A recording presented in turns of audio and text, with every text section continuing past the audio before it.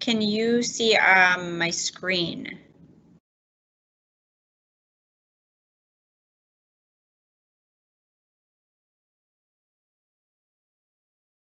Can everybody see my screen?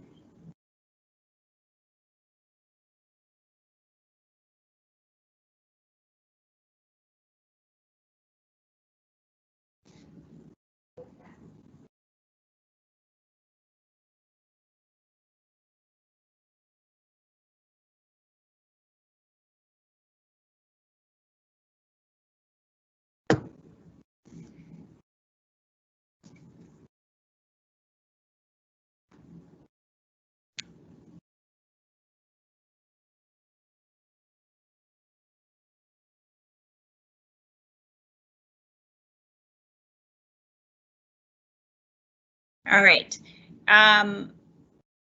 Chelsea, can you see my screen okay?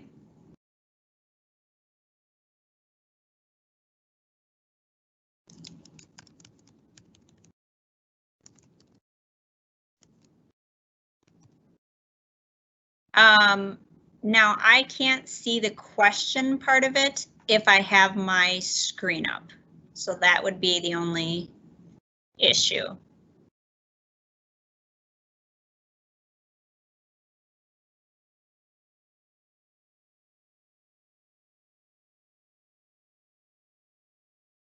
Okay, well, I'm gonna go because I think there's a delay.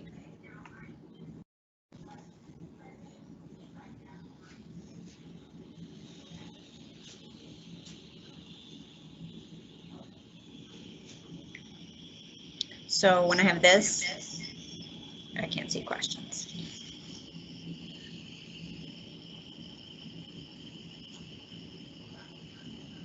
So I guess I would wait and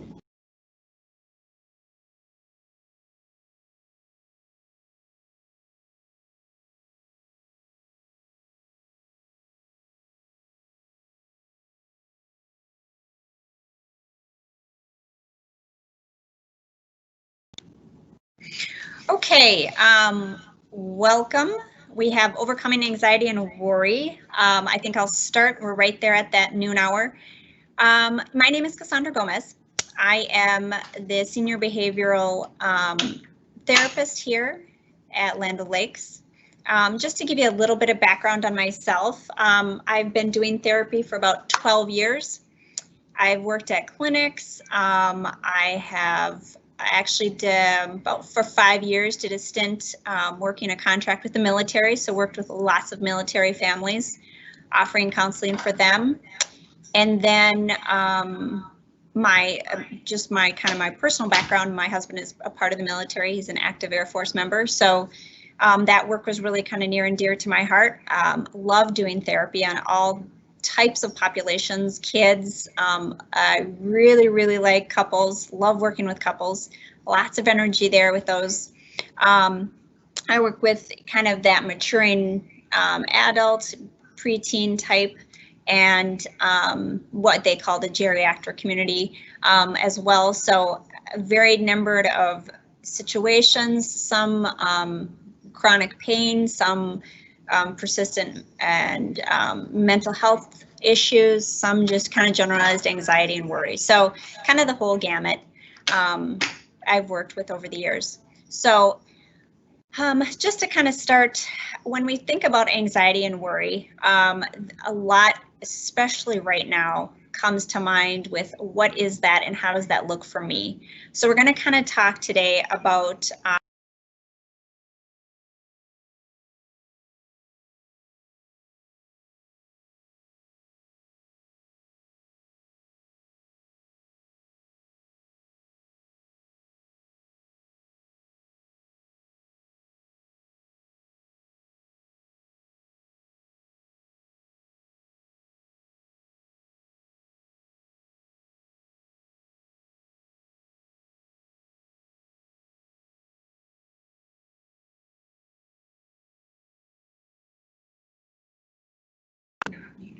Could you hear me? I'm not getting your audio. I'm sorry. Okay. No, that's good. Thank you for telling me.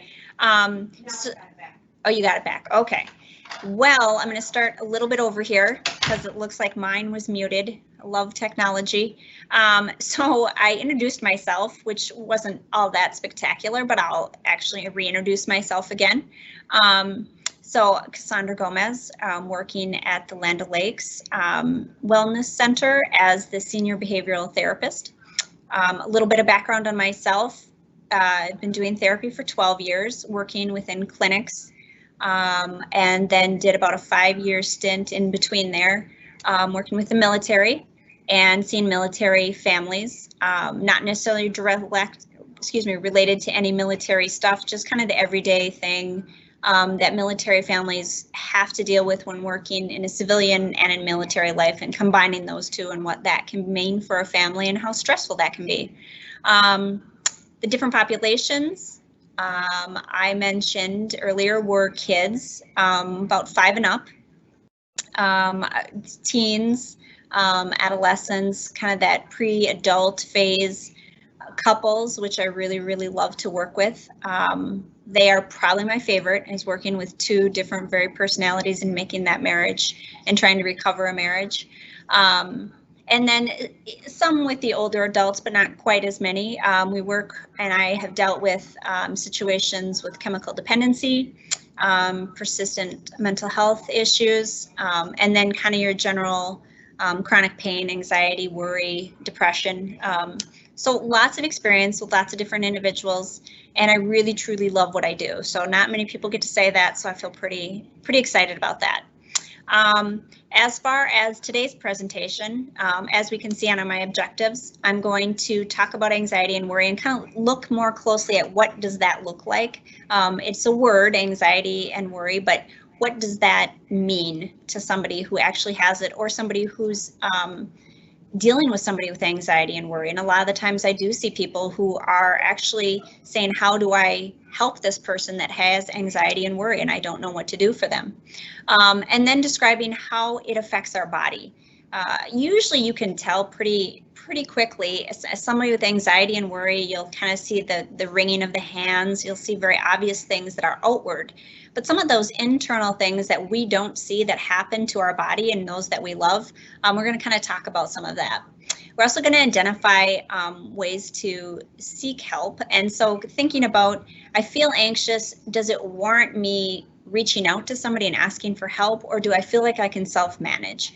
And kind of knowing when those extremes come about and when we need to absolutely reach out to mental health professionals, clergy, people that we trust and feel safe with. And then kind of lastly, sort of looking at putting thought into action. So what am I doing to make and move forward from, here's my anxiety, and I feel like I understand my anxiety, but now I need to move it into action so that there's a feeling of lessened anxiety. So what does that look like, and how can I help somebody I love and or myself? All right, so my next slide. Let's see. So when we look at anxiety and worry, I have a lot of people who have anxiety and worry. That seems to be a pretty big thing with a lot of people that I talk to. And when we think of that, I always tell people, well, do you feel that anxiety if you know what's going to happen next? And they said, no, I don't. If I have a small child that I'm working with who knows, I have sometimes parents write down what they need to do every day. And if the child knows what's going to happen next, that anxiety just lessens because they understand it's premeditated. What I'm going to do next is already mapped out for me. So I don't feel that anxiety about, oh my goodness, how could it be bad? Is something bad going to happen? So that we talk about kind of those irrational fears that people have, fears that are not warranted. Is it fear of going outside? Is it fear of a person? Is it fear of a thing or an action or situation? And that for some people is real. It's very, very real in their head. So it's trying to figure out, what does that look like for me? Because it doesn't look the same for everybody. So kind of understanding where those fears come in. A sense of something terrible is going to happen. Now, a lot of, I'm going to tell you a couple examples of patients that I've worked with, nothing identifying, but people that I've worked with over the years, and how their fear of something horrible is going to happen at any moment and how those are sort of irrational fears, but how they dealt with some of those things. And I talk to almost everybody, and it doesn't matter if it's anxiety, worry, depression, what have you. A lot of this is about lack of control. So do we have control of our current situation? And many of us feel that we are out of control. So that is very, very hard for most of us. We might not have an A-type personality where we need to have lots of control, but we definitely need to feel like we are in control of our own fate, or our future, and what's going to happen in that situation. So that's a big deal. I'm going to just make sure I have a little bit of feedback here. I'm not, okay, maybe we're getting it better. All right, so we're going to look about how the anxiety affects our body.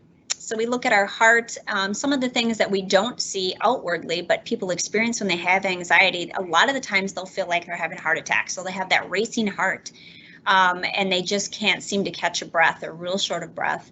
High blood pressure, those are things that as we're looking at somebody, we might not actually see that there's an issue there, but in fact, they're dealing with that. And some of us, when we have high anxiety, we get flushed. You know, we see some external things, but some of these things like the racing heart, you'll sometimes see people sort of touch their chest like this, almost like they're trying to slow their heart down because they're feeling very anxious. Or sometimes I've noticed people, if they have a racing heart and they get in very fearful of that, and they're kind of short of breath, you know, they're trying to kind of catch their breath, you'll sort of see them focus on something so they can bring that heart rate down, and so that they can sort of relax their breath a little bit. So those are things to be thinking about, both for yourself and as if you're dealing with somebody with high anxiety. As far as your head, we think of headaches. A lot of anxiety, we think about shoulders. When I think of headaches, I tell people it doesn't necessarily start in your head. Sometimes that tension is actually in this part of your body. So we look at headaches when we look at our neck and how we kind of position our neck when we're stressed out. A lot of the times it's tight. So that all comes into our neck and moves up into our brain, and that's where those headaches come from. Nervous energy, when I talked about the wringing of the fingers or the hands, you know, pacing back and forth, that real nervous, I don't know what to do with this energy, but I need it out of my body. Usually it's a really good thing when we have that energy that comes out of our body, but sometimes we don't know what to do with it. If you've ever, generally when I first see somebody, I'll look at them and they'll sit down and I'll see that leg, usually the right, and they'll just be on kind of the ball of their toes, and they'll just be moving frantically. Usually I try to watch that throughout the session, and I notice that a lot of the times that leg will slow down quite a bit towards the end of that session. That's that nervous energy. It's new, it's, you know, I don't know this person, I'm going to share a lot with them. So whenever I notice that nervous energy, I always try to draw attention to it, to say it's okay. It's all right that you're nervous. It's okay that you're feeling anxious. And instead of ignoring it, because sometimes that can make it sometimes worse. Poor concentration. Now think of yourself in any situation where you have a deadline or an issue with somebody else, then a personal issue with somebody else, and you're trying to concentrate on something that's really important. Maybe it's homework, maybe it's schoolwork, you know, if you're in college, maybe it's even, you know, a conversation you're trying to have with someone and you just can't focus in on what they're saying. That's that anxiety. It's taking that part of our brain, which is that logic part. And I always talk about logic in the front part of our brain, and it's taking more the emotion, which is in the back part of our brain. And it's sort of saying, nope, I'm going to take control of this situation. Logic, and it pushes it away, and we are more emotional in that anxiety. So our concentration is really hard. Sleep disturbances, sometimes that looks like I don't sleep enough. I'm just up all night worried and worried and worried. Others, it looks the exact opposite. So in fact, they're sleeping more because they don't even want to deal with what's going on in their life, or they're just too anxious about things. And sleeping, somewhat like depression, feels like an escape. I don't, you know, when I'm depressed, I want to sleep a lot. And that's what I hear patients say. Just let me sleep. I don't want to have to deal with life. And anxiety can be the very same.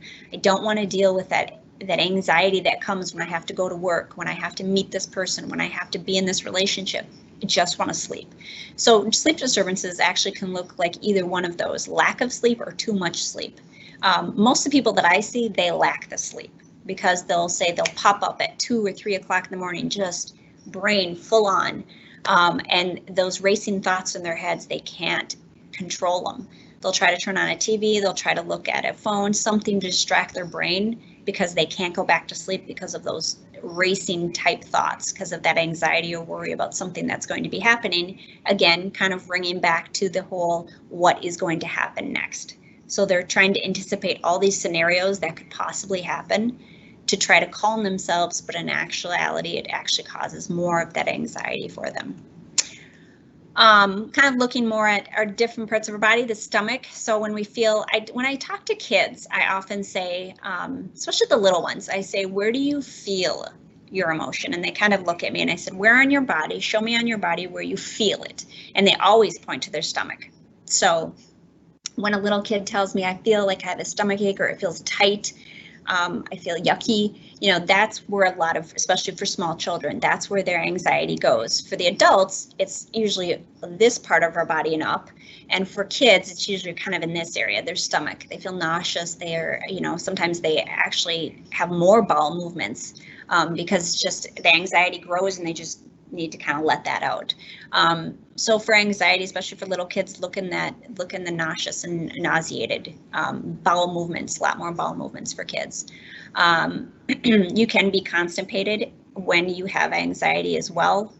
Again, our body responds differently depending on who we are. So these aren't always going to be for every individual. A lot of the times we'll experience many different types of symptoms, and they're not going to be the same from person to person. So definitely look for those. Again, these are things that we're not going to see outward. These are all internal things that, you know, we want to ask people when they're feeling anxious. Are you having some of these symptoms? Do you feel like you're having some of these things, to kind of help them talk through it? I found the saying, don't let your mind bully your body into believing it must carry the burden of its worries. And I think that's really, really good, because even myself as, you know, a grown adult, I definitely noticed that I don't always deal with stress and anxiety in the best possible way. And my body now, being an older person, is now feeling that much more than when I was 20-some. So really be mindful of that and listen to your body, and be asking questions of others if you feel like they have anxiety and worry. Feeling weak or tired. Now, obviously being tired if you're not getting enough sleep, but just if you're anxious, maybe you're not exercising. And exercise, so many people, I can't tell you how many people with depression and anxiety, I plead with them, please go exercise, even if it is around your house. Just do. When my kids have anxiety, and sometimes they do because they're pent up inside all day, I'll tell them to take laps around the house. Just run around the house as many times as you possibly can, or sometimes I give them a number they have to do. But that really helps with their anxiety, because that nervous energy, which we talked about on a slide ago, needs to come out. So getting that, and it helps with that feeling of fatigue and tiredness. When we exercise, we feel like we actually have a little bit more energy. It gets that nervous energy back out. The muscle tension, it's a big one. I always see people right in here, that's where they have it, is that right in their neck area, their shoulder area down here. And a lot of the times for this type of thing, you know, if I feel myself being tense in my muscles, I'll actually just do, oh, wow, I was really, really, like I could just feel my body being very rigid. And then I just sort of go like this, and I automatically feel that tension lifting. So be very mindful of that for yourself when you're feeling that anxiety. Decreased immune, you know, just how we, and I tell my kids this all the time, if you're not getting sleep, if you're not dealing with stress, are you more likely to get and become ill? You are much more likely to do that. So make sure that you're really paying attention to how your body is responding. Colds, simple flus, when we're not getting sleep, when our body doesn't feel at peak condition, we're a little more susceptible to those things. So be really careful when you're feeling that stress to make sure that you are eating, sleeping, exercising. Big things to be aware of. Oops, we went too far there. That's not how I wanted to go. Nope. Okay. So looking for signs, you know, some of this is what we just talked about in the previous slides, and it's looking at our body and looking at what and how we're responding to it physically. But when you think about stress, anxiety, worry, it's that constant. Now, if we feel anxious, or, you know, we have an interview tomorrow, or we have to do a talk the next day, that's situational. But if I have constant worry about things out of my control almost on a daily basis, that's something you want to be more mindful of. Is it something that I'm having all the time? I can't seem to get it out of my thoughts.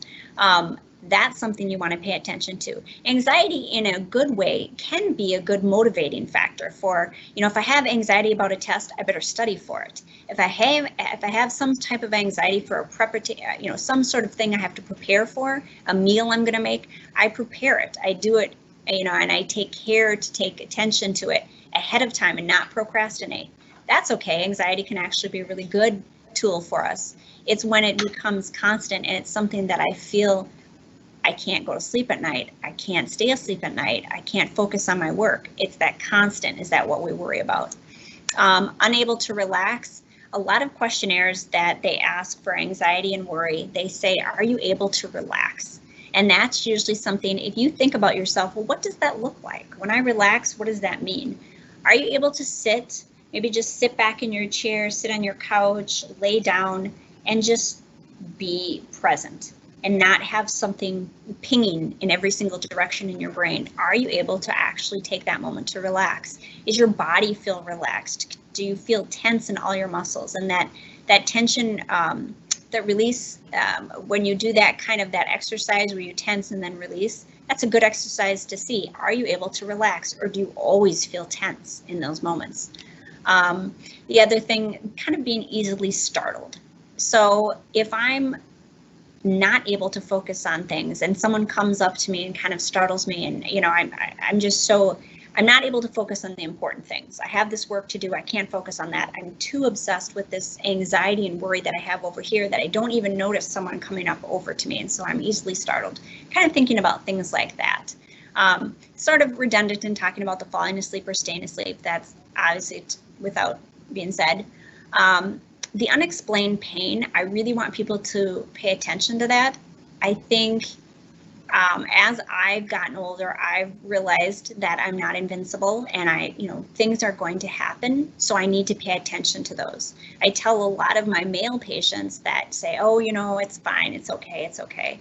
No, pay attention to your body. 9 times out of 10, what your body is telling you is an absolute call for help. So if you're getting that stomach, you know, if your child's coming up to you and they're saying they have stomach aches, and I ask questions. What did you eat? First of all, I'm a mom, so what did you eat, and have you gone to the bathroom? Those are usually my first 2 questions. But after that, if, yeah, I've had a regular bowel movement, no, I didn't have, you know, 20 pieces of chocolate candy, then I'm going to ask, all right, well, what's going on in your head? What's happening? What are you thinking about? What's, you know, talk about those things, ask those types of questions about, especially with kids. And as you're an adult, ask yourself the same type of things. If I'm starting to feel lots of pain in my shoulders and neck, or I'm starting to get more migraines, you know, what is that about? Why is that happening? What's going on in my head that's causing some of my physical symptoms? And if you can't figure them out, then you talk to somebody, you talk to a medical doctor, you talk to a therapist. Try to help yourself in that situation, because pain is not fun. And from somebody who's worked with chronic pain patients, to have that chronic pain is horrible. So really, absolutely identify if you're getting the migraines, if you're getting, you know, pain in your shoulders or in your neck, listen to yourself and ask for help.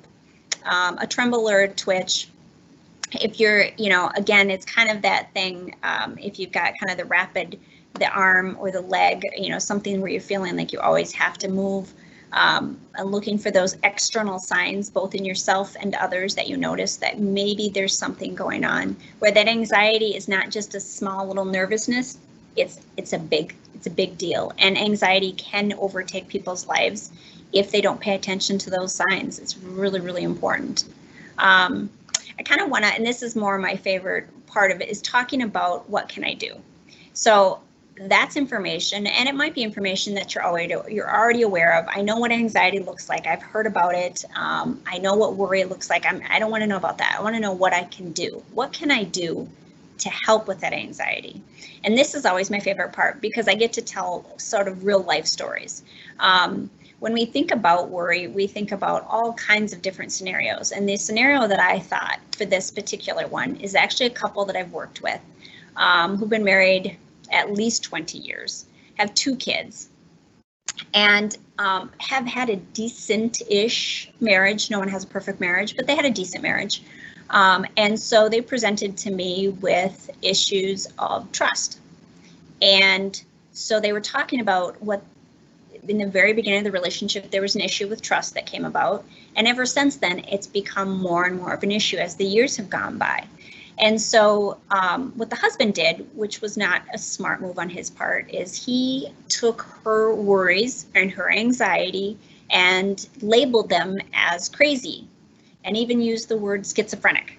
Now, in 20 different ways, I couldn't have told him how bad that was. But beyond that, I needed to talk about where these worries and this anxiety came with for her. So we actually did this with her. As I talked about, I want you to write down for her. I said, I want you to write down what you're worrying about. And it had to do with their marriage and specifically the fidelity of their marriage. So the faithfulness.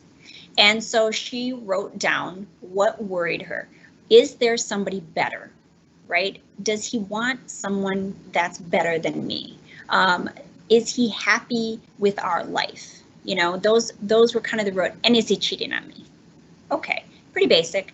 And those were her 3 basic. I just went straight to the top 3. Now for you, if you have a worry and maybe you have 20, then you pick the top 3. Now for her, I knew it was marriage and I knew it was fidelity. So I just went right in for it. I said, give me the top 3. And then I said, select the top 3 within your control. Now some of those she couldn't control. She can't control what he does every day. She can't control what he thinks every day, but she can control how she responds to some of his actions, right? So we talked about a lot about response and react. How am I going to react to something is more, it's involuntary. I'm reacting to something. I respond, I think about it. So that's when I talked about the top 3 that are in your control, how you can respond to these things. So is he going to find someone better? Does he want someone better? Now, can she ultimately control that? She can't. She can be the best person that she is, and how she responds to him, that's all she can control. So I know I'm the best person. I bring a lot to this relationship. I'm a good partner, and we talked about those kinds of things. So how can she control those things? She can, you know, be happy within herself, be a good mom, which she is, be focused on making sure that she's happy. Again, control. And we talk all about anxiety and worry. It's about control, lack of control. So for her, it was, I can't control if he wants to be with somebody else. You can't, but you can control on how you feel about yourself. You know, so that we really kind of focused in on that.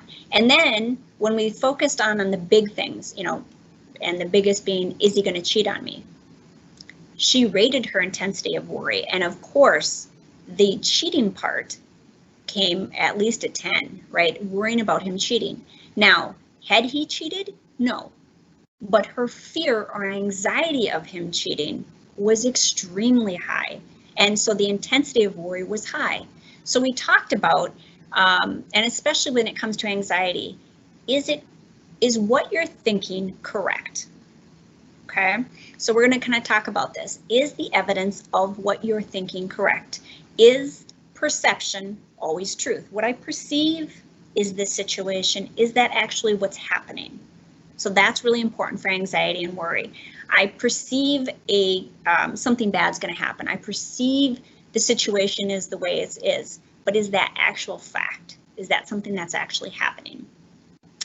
And then sort of she talked about, you know, okay, so write down why these cause so much anxiety. Obviously, she has a family with him. She loves him. She wants to maintain the relationship.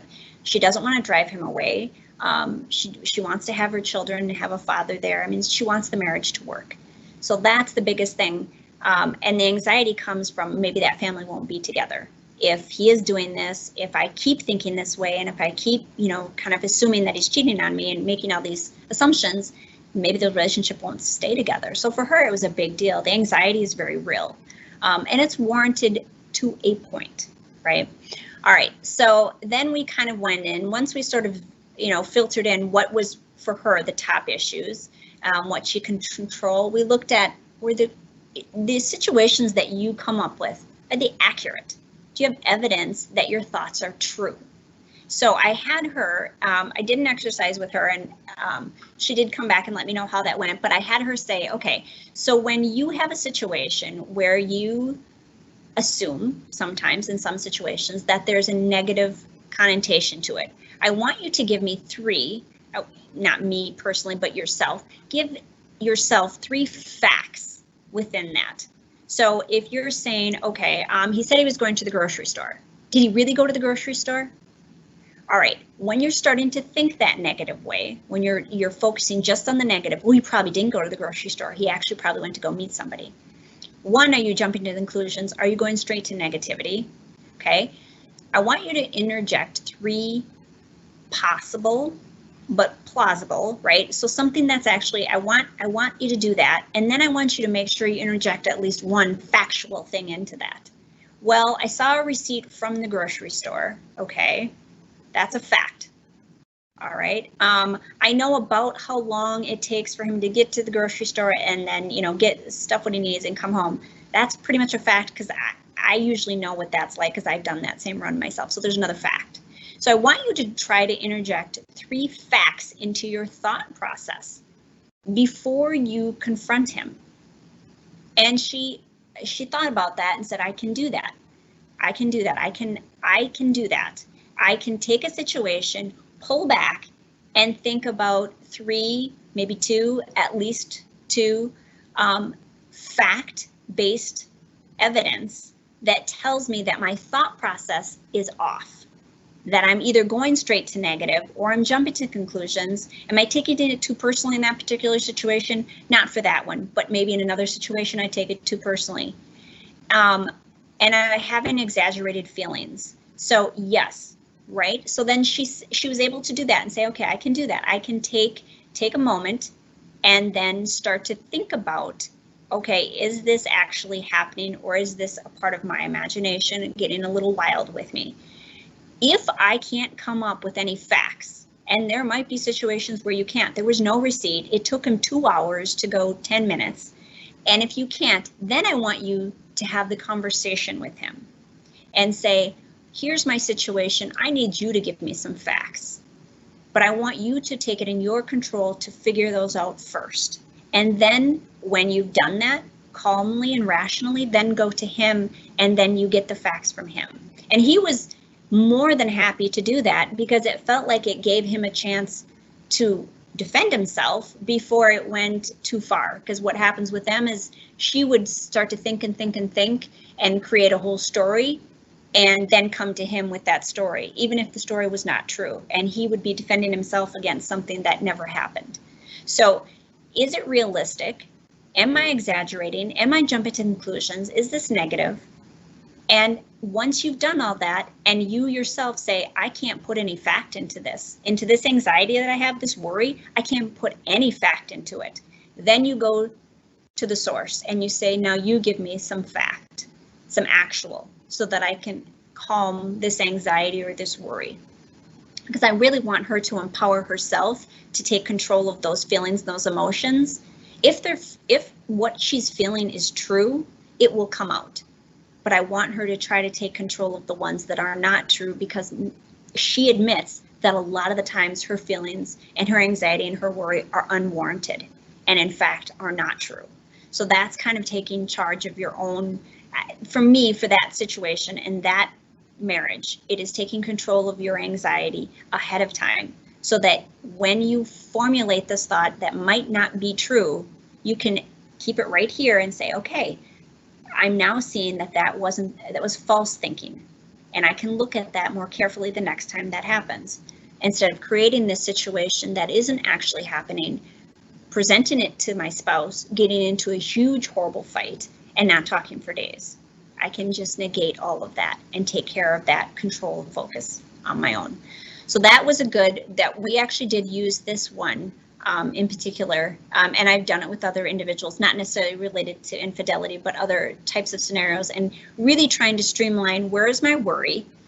Let's do the top 3 that really matter, things that I can handle, the things that I can control, those types of things, and then breaking it down and breaking it down and breaking it down so it feels more manageable as an anxiety or a worry. If you break that down slowly, then you feel like, okay, I can handle this. It doesn't feel so overwhelming. And anxiety can be huge in our heads, so let's break it down each time. All right. The other thing is, and this is a really good, I'm going to use this example as well, I have control over. And for me, a lot about is not being always in complete control, but feeling like I have some focus of control within small sections of my life. So when we talk about turn thought into action, I have an example of and this is why I have all these adorable pictures of these babies and their mamas, of a new mom, brand new mom, and she's like 26. And ever since she had her baby, and she did have her baby through this COVID thing, but she said it actually didn't matter because she's always been like this when it comes to certain areas of her life. And so she has these fears, lots of anxiety over her baby. She doesn't like to take the baby out in public, but it's not even because she's worried about COVID or atmosphere environment. It's just she doesn't want to. She has many, many fears and thoughts that people are going to come into her home and take her baby. And so that's an overwhelming, at least when we have fear and anxiety and it's outside of ourselves, we feel like, okay, well, it's out there, it can't touch me. But she has fear and anxiety in her own home, that something's going to happen to the baby, that someone's going to break in and take her baby. So these were, let's be honest, irrational fears. The likelihood of that happening is very unlikely, but she had it and it was very real to her, and it made her, and I could tell just from moment one of seeing her and her baby that she's a phenomenal mom, but it made her unable to focus. It made her unable to, she couldn't sleep. She wasn't sleeping. New mom doesn't get much sleep anyhow, but she was in addition not getting sleep because she was so anxious that someone was going to come into her home and take her baby. She's married. Her husband's very patient with her, but even said, I don't know what I can do for you. I don't know how I can help you. So here you have an anxious individual with a very patient, loving husband saying, I don't know how to help you. So when we talked about her, we talked about those 3 main things. And that's where I found out that she has this fear of someone taking her baby within her own home. So we talked about it and talked about, where is her control? What can she do? Is she jumping to conclusions? Is she, unrealistic expectations? We went through all of that, but we also talked about, what is it in your life? And this is, I think, really important with anxiety and worry. There's a pattern in your life that causes you to think a certain way. Each person is very, very different. But in this particular situation, I saw the anxiety, high anxiety. As a new mom, you already have lots of anxiety, but this was over the top. And so we went back into her childhood and looked at, where have you felt like you didn't have control? Where did you feel like something was being taken away from you, or in childhood? And we just went back and really talked about that. And for anxiety, talking is so important. Talking through things, actually on some level, even over talking it, over analyzing it to a certain degree in a controlled environment is really important, because then we can discover things. And she discovered that her anxiety was from watching a parent be overly abusive to her sibling, and she couldn't do anything. So she felt protective. So here's this protection mode. She felt protective of her sibling and wanted to help him in every possible way, but couldn't, because she was a child, and saw the child get mistreated. Her sibling, the person that she loves, mistreated physically, and felt powerless, lack of control. And as she's talking about this, she said she started to cry because she said, I didn't realize this meant so much. I didn't realize this bothered me so much. And so we could do a direct correlation of where the anxiety started. It started with being a young person, loving your brother and watching him be subjected to some pretty bad things, and feeling like I want so badly to tell them to stop, to make it stop, and I can't. And then fast forward to having this new baby and feeling like what if I can't protect this child? What if I can't do for this child so much what I wanted to do in the past, right? So she understood that, and it just kind of came over her, and it was, I hesitate to say, but it was moving to watch. Not that I wanted her to be upset, but moving to watch that thought process of, I understand where this anxiety originated from. That makes so much sense to me.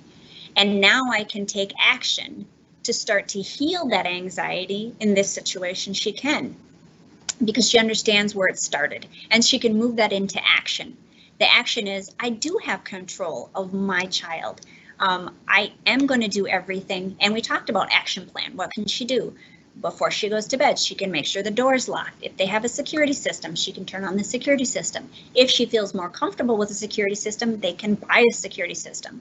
What are some actions she can take to make her environment safe, to feel like she can protect her child? You know, what are some action-oriented things that lessen that anxiety for her and make her feel like she has control of the situation? So for that situation, it was very, very clear for her and for I that I can take back some of this control, the control that I didn't have as a small child, but I can for my own child, and I can keep her safe, and I can love her, and I can be a good mom and be all these wonderful things that I want to be to her. And my anxiety then, and you could just kind of see her whole body just, you know, again, with those tuning into our body, you know, the shoulders weren't rigid. They were just, okay. And she was holding her baby. So you can even tell that she was, ironically, when she would talk about things that would make her anxious, the baby would become wiggly and a little whiny. When we talked about things that she could control, it was the coolest thing ever, because the baby became more relaxed and less whiny and fussy. Right. So, just in her body, again, going back to those body things, really pay attention. Our babies, our dogs, our animals, our loved ones, they sense all that stuff about us. So when her anxiety level went down, so did her child's. And so I think when I think about anxiety and worry, I think that there's a way to address it. There's a way to look at it. And will some of us deal with anxiety over and over and over again? Yes, absolutely will. Some of us will not be able to escape that completely, but there are ways to help. And the biggest thing, and I would be doing a disservice if I didn't say, the biggest thing is to ask for help. When you feel the anxiety, when you feel stress, when you feel worried, reach out, help, ask for the help. No matter who it is, someone that you trust, a clergy member, a therapist, a doctor, your primary caregiver, whatever it is, ask for help when you feel that anxiety, when you see the body changes, when you feel the internal body changes, when you can't focus, when you can't concentrate, when all those things are happening to you, please reach out and ask for help. I am going to, I know we do have a spot where you can ask questions. If you have questions and comments, I want to make that available at this time. Otherwise, I have my information on here. We are at the Land O'Lakes Wellness Center if you want to follow up. Otherwise, I'm going to bring up that, and it doesn't, let's see. Let's see here. For some reason, mine's not cooperating with me today. I don't, oh, here we go.